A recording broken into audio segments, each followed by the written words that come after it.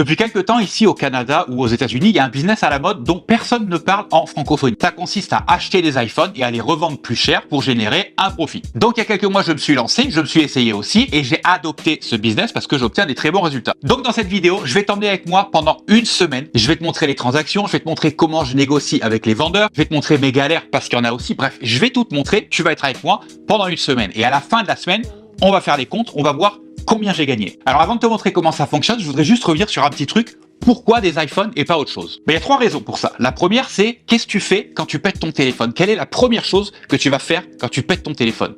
Tu vas aller en racheter un. Aujourd'hui, en 2024, et ça va jamais vraiment changer dans le temps, le téléphone, c'est devenu presque un produit de première nécessité. Personne ne veut rester sans téléphone. La deuxième raison, c'est que les iPhones, c'est tout simplement les téléphones les plus vendus au monde. Et la troisième raison, c'est que les produits Apple, de manière générale, c'est des produits qui ont un Argus. Que ce soit un Mac, un iPad, un iPhone, peu importe, il y a un Argus. D'ailleurs, sur le site de Apple, tu peux trouver la valeur de ton appareil. Et ça rend les choses beaucoup plus faciles pour savoir à combien acheter ton appareil et à combien le vendre. Bref, laisse-moi t'expliquer maintenant comment ça marche. La première chose à faire, c'est d'aller sur le marketplace de Facebook et de taper iPhone. L'objectif, c'est de trouver des iPhones le moins cher possible sur lesquels on va être capable de faire un profit. Une fois que tu as trouvé un iPhone qui t'intéresse, par exemple celui-là, tu contactes le vendeur, hop, et tu continues. Ici, on en a un autre. Est-ce qu'il a l'air intéressant? Oui. Hop, on contacte le vendeur, etc., etc. C'est ça le but du jeu. Si tu veux savoir combien de profit tu peux faire dessus, c'est pas compliqué. Tu vas sur le marketplace encore une fois, tu tapes iPhone 12 et tu regardes finalement les prix qui sont pratiqués chez les autres. Il y en a 380, 325, 350, 350. Voilà, donc tu te dis à peu près un iPhone 12 de 128 Go, ça se vend à peu près dans les 350. Bref, je pense que tu as compris à peu près comment trouver le prix de revente de ton téléphone. Attention, il y a beaucoup de choses qui vont avoir une influence sur le prix de revente. C'est un 64, 128, 256 Go, etc. L'état du téléphone, s'il est craqué, s'il n'est pas craqué, l'état de la batterie, il y a plein de choses qui vont influer sur le prix de revente et également aussi sur le prix d'achat. Bref, une fois que tu as trouvé tes téléphones moins chers, que tu as contacté les vendeurs et que tu as défini un rendez-vous avec eux, tu vas acheter ton téléphone, tu rentres chez toi, tu le nettoies, tu prends des belles photos, tu remets en vente exactement à l'endroit où tu as acheté le téléphone, donc sur Marketplace, mais tu peux aussi le faire sur Le Bon Coin, etc., etc. Et ensuite, tu n'as plus qu'à attendre qu'on te contacte. Bref, maintenant que tu sais tout, c'est parti pour une semaine. Ok, alors là, j'ai trouvé celui-là qui est intéressant. iPhone 12 Pro Max, 128 Go, état de la batterie 88%. Il est pas très loin de chez moi, donc je pense que celui-là, ça peut être intéressant. Je pense que je serais capable de l'avoir à 450 ou 500. Je pense plutôt 500. C'est un 128 Go, ça se revend dans les 650. Je pense que je pourrais en obtenir 650 de celui-là. Donc c'est ça qu'on va faire. On va aller voir celui-là. Alors habituellement, je me serais pas déplacé juste pour un téléphone comme ça. Mais lui, ça a l'air d'être un bon plan. Il est pas très loin de chez moi, à 10-15 minutes. Donc là, je peux me permettre de me déplacer juste pour un seul téléphone. Mais habituellement, je vais plutôt me déplacer pour 2 ou 3 et faire une espèce de tournée comme ça. Je vais chercher lui, puis je vais chercher lui, puis je vais chercher lui pour maximiser mon temps et puis mes frais d'essence, etc. Alors la pêche a été plutôt bonne. Originalement, j'étais venu juste pour celui-là. Il est venu directement avec sa boîte, le câble et tout. Il est neuf. Il n'y a aucune rayure nulle part. L'écran est parfait, l'arrière est parfait, les caméras sont parfaites. Des fois, autour, il y a des petites rayures, des petits trucs. Lui, il a rien du tout. La batterie, elle est à 88%. Donc tu vois, donc c'est parfait. Lui, il est parfait. Originalement, il était à 550, mais je l'ai négocié directement avec le gars à 500. Je vais l'afficher à 675, mais je pense que je vais le vendre 650. Parallèlement à ça, le gars, il avait un autre téléphone. C'était son téléphone d'avant. Donc je lui ai demandé, est-ce que tu as un ancien téléphone que tu veux vendre? Parce que souvent, les gens, c'est ça qui se passe, c'est que ils oublient de vendre leurs anciens téléphones. Donc ils se retrouvent avec des téléphones dans des boîtes, dans des tiroirs qui servent à rien. Et donc c'est là où toi t'interviens, où tu leur rachètes ces téléphones pour vraiment pas cher. Donc celui-là, c'est un iPhone 11. Un iPhone 11, pareil, il vient dans sa boîte avec le câble original et tout ça. Pareil, lui, il est parfait, absolument parfait. Donc il est noir, hein, c'est un iPhone 11 normal. Lui, la batterie, elle est à 89%, donc c'est parfait. Le seul problème qu'il a, c'est qu'il est un petit peu des traces autour. Je vais l'afficher à 300 ou 320, mais je pense que je le vendrai entre 280 et 300. A few moments later. Alors là, il s'est passé un truc intéressant et je voudrais t'en parler.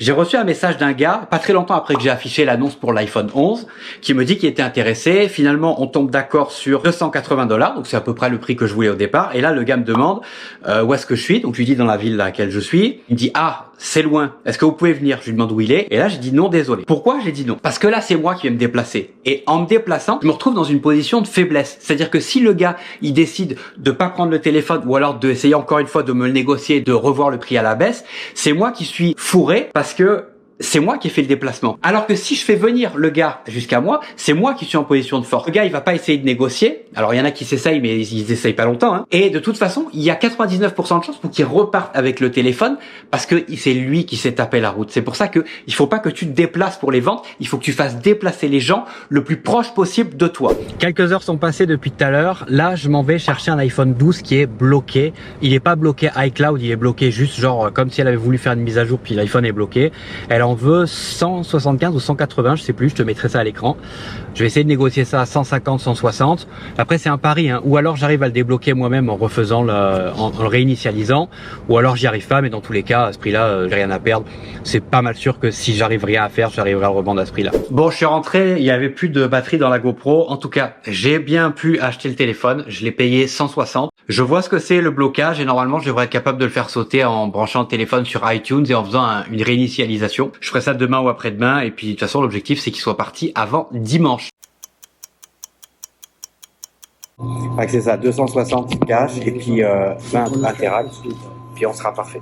Je viens de vendre l'iPhone 11 que j'ai acheté hier matin, donc c'était quand même plutôt rapide. L'iPhone, je l'avais payé 150 $ et là, je viens de le vendre 280. Donc c'est un profit de 130 $. C'est plutôt bien. Le téléphone était nickel de toute façon. C'est ça. Je pense qu'on va arrêter la journée là et puis on se retrouve demain pour le jour 3.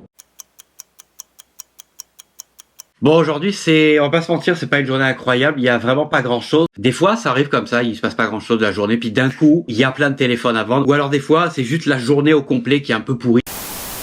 Bon, finalement, ça s'est un peu mieux passé le reste de la journée. Je m'apprête là, j'attends le vendeur pour un iPhone 13 Pro Max 512 Go. C'est celui-là. Il y a un petit crack apparemment en bas à gauche, en arrière, sur l'arrière du téléphone. Et puis le gars, j'ai réussi à négocier avec lui 500 $. Ça, c'est plutôt un bon prix. Salut Fabien. Viens-t'en, viens au chaud. Salut, ça va bien? Oui. Ouais. C'est pas un vrai. Oui, donc. Je m'excuse pour Pas toi. de problème, merci à toi. C'est moi qui m'excuse de t'avoir fait déplacer. Bah, c'est pas grave, ça, c'est pas grave. Ça me fait aller en ville comme ça. Pas de problème, merci, bonne journée. Merci, bonne journée. Bye bye. Bon, finalement, je l'ai pas acheté le téléphone parce que j'avais à peu près 95% de doute que ce soit un faux. Les caméras étaient bizarres. Le rebord ici, tu sais, sur un iPhone, il y a toujours un rebord noir. Là, le rebord, il était énorme. Et surtout, quand je l'ai démarré, il a marqué un truc, une espèce d'écran noir avec un message d'erreur que j'avais jamais vu. C'était marqué Android Recovery. Ça veut bien dire ce que ça veut dire. Donc pour moi, c'était un faux. Donc là, l'objectif maintenant, ça va être de débloquer l'iPhone 12 que j'ai acheté hier soir et puis de le mettre en vente. La veille au soir, je faisais ma petite recherche sur Marketplace comme tous les soirs avant de me coucher et j'ai trouvé cet iPhone 11 à seulement 100 $. J'ai pas posé de questions. J'ai pris rendez-vous tout de suite le lendemain avec la fille parce qu'à ce prix-là, il y a beaucoup de gens qui vont vouloir l'acheter. Bref, j'ai pris rendez-vous avec elle et je l'ai rejoint directement le lendemain à son boulot. Oui, salut, ça va bien? Oui. C'était 100, c'est ça? Ok. Je te donne un 100. Et je te remercie. Merci. Bonne journée. Bye. Je viens de récupérer l'iPhone 11. J'ai passé 1 minute avec la fille. Juste, j'ai vu le téléphone, j'ai vu qu'il était en bon état. À ce prix-là, je me casse pas la tête, je perds pas de temps. En plus, je suis au centre-ville de Montréal. Le stationnement, c'est compliqué. La dernière fois que je suis venu ici au centre-ville pour acheter un téléphone, j'avais à peu près entre 150 et 200 $ de marge à faire sur ce téléphone. J'ai pris une amende de 175 $ pour mauvais stationnement. Donc là, je prends pas de chance. Je fais ça vite. À ce prix-là, j'avais rien à perdre. La bonne nouvelle, c'est que le téléphone est en très bon état. Tout fonctionne, les appareils photo, Face ID, tout fonctionne. La mauvaise nouvelle, c'est que la batterie est à 73%. Je pense que je vais plutôt faire un bénéfice de 150 à 180 $. Bref, là, je file parce que j'ai un acheteur pour le 12 Pro Max que j'ai acheté lundi. Donc c'est parti. Tu viens de taper? Ah non, c'est bon. On était sur 125? Oui.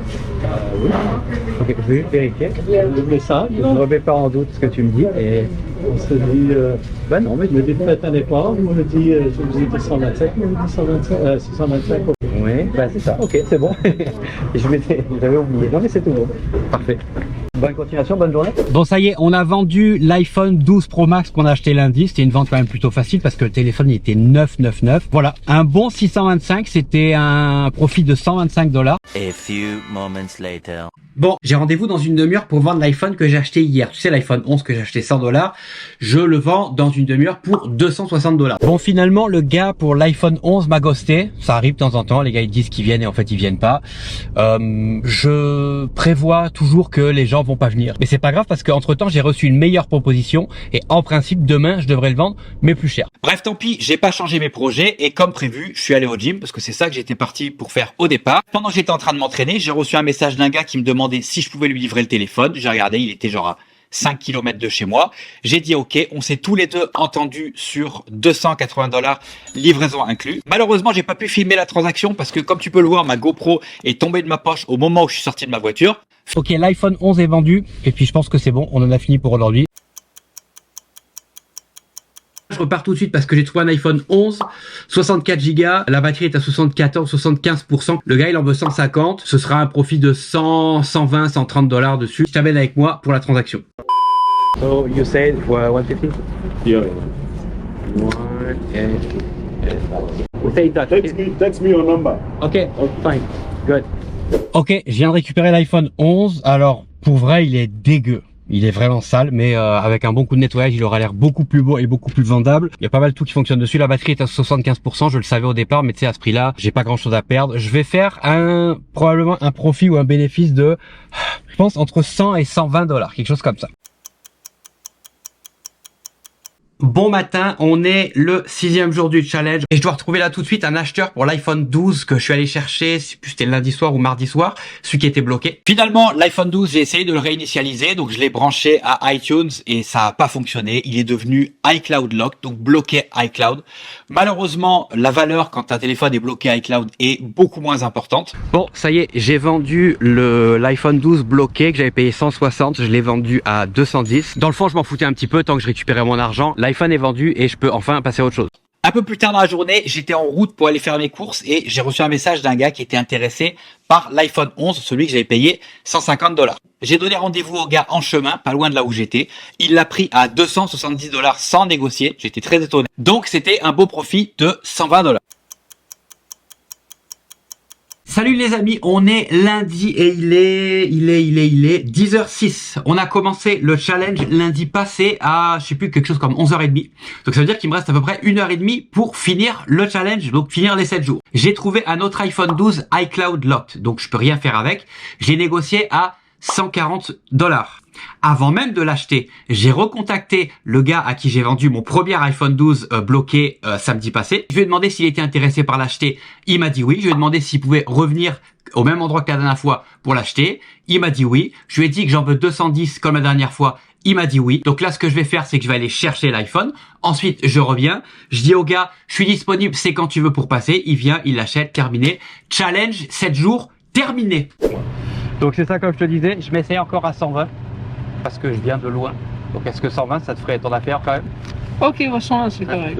Comme tu as vu, j'ai réussi à l'avoir à 120, donc j'ai réussi à descendre un peu le prix. Il a un autre téléphone, donc je vais le voir dans la semaine pour acheter un autre de ses téléphones. Là, pendant ce temps-là, j'ai écrit à l'autre gars pour lui dire que je serai chez moi dans 1 heure, puis je vais vendre le téléphone. Donc ce sera un petit 90 $ de fait en dedans d'1 heure, 1 heure et demie. Et puis ça signe aussi surtout la fin du challenge. On se retrouve tout de suite à la maison, voir combien on a gagné d'argent, combien on a de profits potentiels et combien on a dépensé en essence, etc. Bref, on va faire les comptes.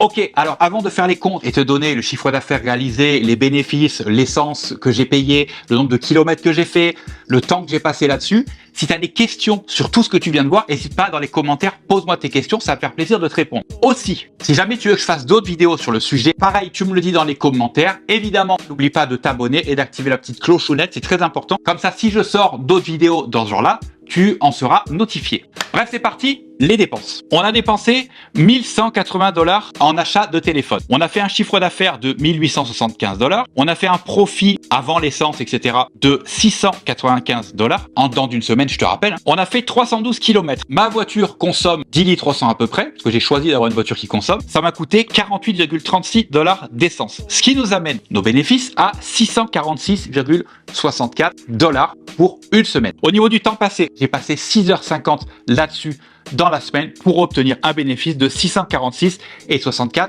$.